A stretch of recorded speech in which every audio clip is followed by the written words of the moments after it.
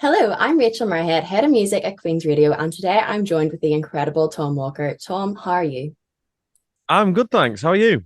I'm good. Thank you so much for joining us. So, I wanted to start off talking about the new single Burn, which is incredible, by the way. What was the inspo behind the song? Um, I think just that I was writing for a long time for this album, and me and the label kind of started butting heads together about what was right and what wasn't. And I think I handed it in so many songs where they were kind of like, "This isn't it," and "This isn't quite right." And eventually, I just went back to the drawing board, and I was like, "Right, I just need to set fire to everything that's come before this, and just try something that's completely new, that's a bit left field, a bit off the wall." And I was really fortunate to get in with a bunch of writers called the McDonough brothers and their mate Ryan Daly. And we wrote this song together after a bit of a long-winded argument about what the album should be and what the singles are and the rest of it. And I kind of just went back to the drawing board and wrote this with them. And I think you can really hear the kind of anger and the aggression coming out in this song. And it's like really raw, but the production's super exciting and different to anything that I've done before. So yeah, I'm totally buzzing about it. And the reaction so far has been amazing. Yeah, I was going to ask, were you nervous putting it out? Because it is quite different from your other tracks. Was there sort of a little bit of fear, and would the audience enjoy it the same way they have with your previous tracks? But what was that like? Yeah, I mean, obviously, when you're releasing new music, there's always a bit of a nervousness about whether the fan base that loved your first album or the stuff that's come before that are going to dig it. But I just love it so much, and it makes me feel so creatively fulfilled. And I think that's kind of that's the most important bit because after all, why are you doing this job? You know, I'm doing it because I absolutely adore making music and being in the studio and going out and gigging and I don't want to be in a position where I'm singing a song on a stage that I'm not happy with, you know. So you kind of have to just take a bit of a gamble, I think, and do something that you absolutely would die for, and hope that other people love it. Yeah, absolutely. And I think it's that realness to the lyrics that's probably really so connecting for the audience. And I think that feeling of anger as well. We've all been there with a project where you get news that someone doesn't like it, and it's so frustrating. And I can only imagine for you, because songwriting is such a personal process, playing your music, and if someone doesn't like it, I can imagine that's really difficult to hear.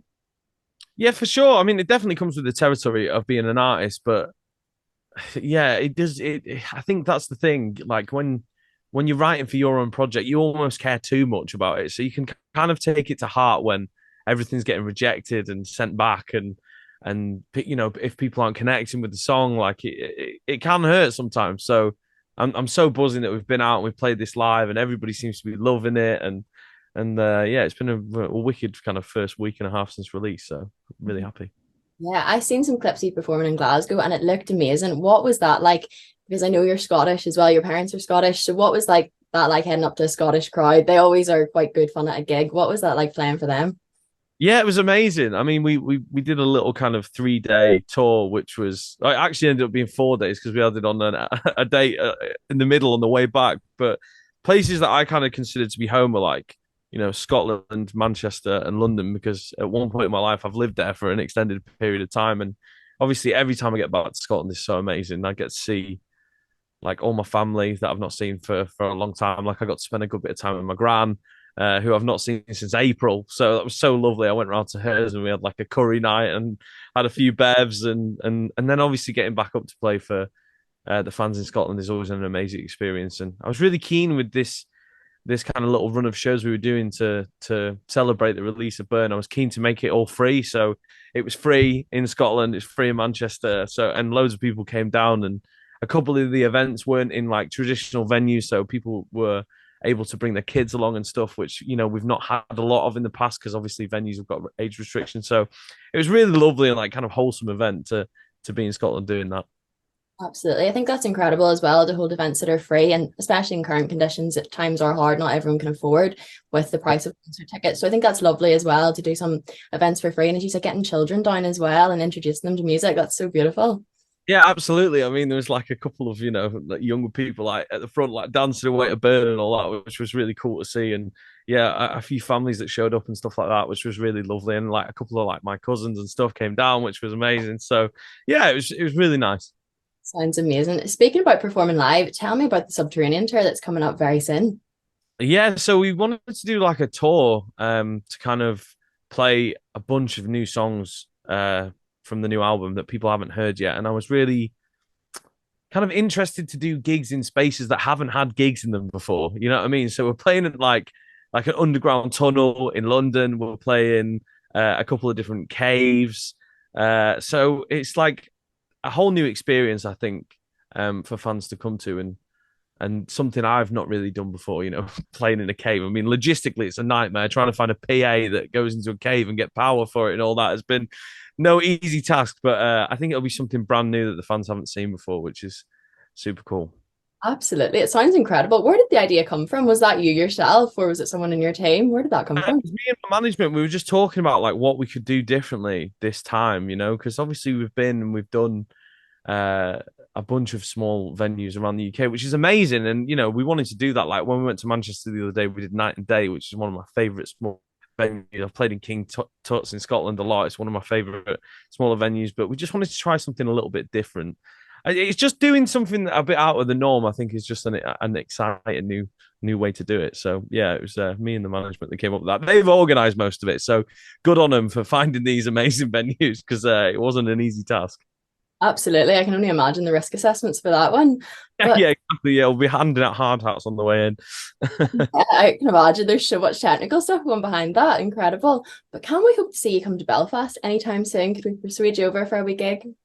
Yeah, I think in April we'll be making our way over that way. Absolutely. We're just figuring out the kind of touring schedule for next year. This year, probably not, because I've got to finish the album, which is due to be handed in by like December. So I'm in the process of like spending a lot of time in the studio getting the last mixes and productions done. But yeah, certainly next year we'll be over at some point.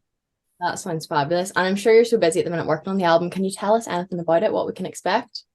I mean, just I think Burn is a real blueprint for the sound of this album. It's not all as heavy, you know what I mean? There's definitely some more, I don't know, stuff that's a tiny bit reminiscent of the last album, but it really is like a fresh palette for me. Like I've really pushed myself as a writer, as a producer, as certainly as a singer. Like some of these songs, I'm singing a lot of falsetto stuff and different techniques that I've never really tried before. The McDonough brothers really pushed me in the studio, like these 3 hour vocal sessions, like squeezing every last bit of talent out of me. So yeah, it's just a brand new, exciting sound, and I'm really buzzing for people to finally hear it. Sounds absolutely incredible. What is the writing process like for you? Does it start with more of the instrumental or is it more a lyric? What comes first for you? Do you know what? I've not found this magical formula. There's so many writers who are like, I do this and then I do that. And like, I find if I just do the same thing every time, I get the same result. So I try and mix it up as much as possible and go to different spaces, different studios, work with different people. You know, I do a lot of writing at home on my own. I've got a little studio in my place, but there's no like definitive, like, here's the answer of how I do it. I like to try and collaborate as much as possible because I think when you work with really talented people, their talent kind of bounces off on you and you learn a lot from, you know, writing in other countries. Like I've done quite a bit of writing in America for this album out in LA, and I went to Nashville for a trip, which was absolutely incredible. So just trying to get out there and have as many experiences in different settings writing music is just such an inspiring thing that I would encourage any writers or musicians to do. Fabulous. Who would you say are your musical inspirations? Do you have any standout ones, maybe from childhood or even currently? I mean, from childhood, there's so many. I was really into rock music. So, like, you know, AC/DC, Foo Fighters, Sum 41. Definitely more recently, like, I obviously love Adele, love Billie Eilish, like Kaleo, Imagine Dragons. They've definitely, production wise, has been a real kind of drawing point for this album. I wanted to make something that sounded big that would fit into stadiums, you know. So yeah, they're a few of my favorites. Fabulous. Who would you love to collab with that you've not worked with before? Oh, I always say the same thing because I love Paolo Nutini. I absolutely adore his music. He's like one of my favorite artists of all time, and I love that he kind of goes away for 5 years and comes back with this totally different album that is nothing like the one that came before it, but is equally as amazing. So he's definitely one of my absolute favorites of all time. I'd love to do you know what? Even rather than collaborate, I just love to have a beer with the guy and just hang out. I think he's such an amazing musician and writer. Yeah, I would love an invite along and I'd love to hear that collab. That would be incredible. But how did you originally get into music? Sorry? How did you originally get into music? My dad was such a like avid music fan. And my mum like is not massively into going to concerts, but my dad loved it. So I think I ended up becoming like basically his concert buddy. He would take me to everything he was going to, and it was such a wide range of different stuff. Like we go to jazz concerts, classical, blues, rock, electronic music. Like I remember coming home as a teenager, like after several beers, thinking, "Oh, my dad's going to be up. He's going to give me a hard time," and he'd be in the living room listening to Dead Mouse. I'm like up full, whole house is shaking. You know what I mean? So he was such an inspiration of bringing new and exciting music into the house, and taking me to see these amazing musicians perform live. And I miss it. When I lived at home, I went to see concerts so more often than I actually do now. Like, so I really miss that with my dad. To be honest, he was such an inspiring like person in my life that really pushed me to do music. It wasn't like, don't do this. This is a gamble. It was like, you love this. It makes you happy. You should go after it. And I don't think there's a lot of parents who would necessarily do that because music's such a gamble of a job. So yeah, really, really very fortunate to have the parents that I've got. Definitely. What was the first instrument you learned to play?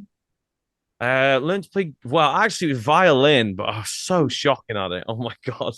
Yeah, so my poor parents for like 3 years, I think, put up with me playing screeching along upstairs on the violin. But eventually I'd been begging my dad. He took me to see AC/DC when I was 9. I've been begging him for 4 years to buy me a guitar. Like, please buy me a guitar. I really, really want to get into like, shredding basically. And eventually, he did when I was like, I think 12. And ever since then, it just made sense to me, that instrument. Like violin was so difficult. I never sounded good on it ever, but guitar made sense to me. And yeah, he bought me my first guitar for my birthday when I was like 12. Fabulous. What advice would you give to any aspiring musicians?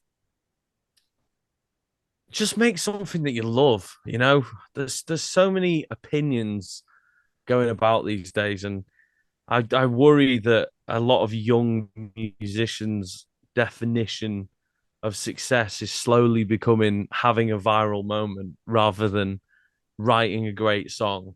And there really is the whole 10,000 hours thing. Like the more you do something, the better you're going to get at it. Eventually, you're going to get so good if you and literally from the age of like 11, 12 onwards, I was just locked in my room playing guitar, writing songs, like, and eventually learning production. I was just obsessed with it. So if you really love something, just go for it and just put everything into it, and don't listen to too many opinions. Just make something that you absolutely love.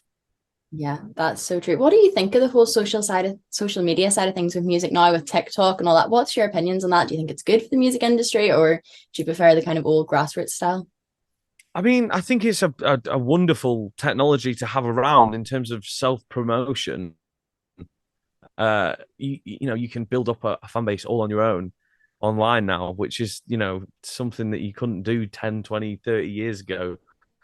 Um, so I think that's like a real advantage, but I also think it does have disadvantages where people are obsessed with numbers and results and how many followers they've got, and like I just think that can be a bit unhealthy sometimes. Like, don't chase a viral moment constantly, because like sometimes things go viral, the oddest things go viral for no apparent reason. Then you pour your heart and soul into a track and post it and it gets 3 views. Like, it's not the be all and end all of everything. I think it's a wonderful like promotion tool, and an exciting space for like musicians to come together and collaborate and create new sounds all around the world. Like, you don't have to be in the studio with somebody in England. You can collaborate with somebody out in the US, no problem. That's amazing. But yeah, just don't forget why you started doing it in the first place, because it's fun and it's a laugh. It's not all about chasing numbers and that kind of thing. Absolutely. I think that's very true. But now I have a very important question, and that is who is your music guilty pleasure? Guilty pleasure. Oh wow.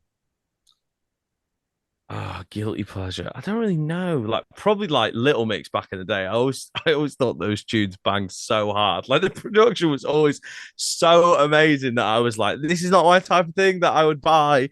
But when it comes on in the car, I'm like, wow, this is such a tune. So yeah, I definitely think that that's probably my guilty pleasure. That is a great one. If you had to pick a favorite song from them, though, what one would it be? Oh, Black Magic for sure. It's just Oh, such a banger. I love that song. yeah. It had a great music video as well. Yeah. So great. I mean, yeah, they had some really the creme de la creme of pop songs. Like, and the productions were just unbelievable. So yeah. Right. And speaking of music videos, the music video for Burn is also class. Do you enjoy that side of it too? No, I hate music videos. I hate shooting them. If I'm perfectly honest, I can't stand it. I'm not an actor. I'm a musician, so I feel so awkward. I start to get sweaty. Everyone's looking at me. I've got to do this like performance. I love playing gigs. Like I do not mind doing that at all. But the whole experience of a music video, like super interesting to see how everything's filmed. And for Burn, we had loads of pyro on the day, which was amazing. I've never used pyro in a video before. That was such a great experience. But yeah, it's singing the same song for 8 hours essentially over and over and over again. It looks great when you get it back and you're like, wow, this is amazing. But yeah, it's not my favorite thing to do with my day, if I'm honest. I'd rather be in the studio. I can imagine. It does sound pretty tough singing it over and over and having a camera on you all day. Is that probably the only downfall? Is there any other sides of maybe being an artist that you don't enjoy so much? Um, I think one of the things is like this never being able to like switch off really. I think there's so many people who want to do music, so you really do have to be like the person who works very, very hard at it and never takes their foot off the gas and all that. And I think that can be unhealthy sometimes to just every aspect of your life to be your job. And I've missed out on weddings and parties and gatherings and loads of stuff over the years when I was doing my first album. So I'm kind of keen this time to like find a better balance because it can't be everything in your life. You need to have some other thing, and you need to be inspired as well. You need to go out and have experiences that aren't doing what you do musically to in order to write good songs. So I've definitely found a little bit of a better balance on this album and still working on that. But yeah, it's just being on 24/7 is can get to you after a while.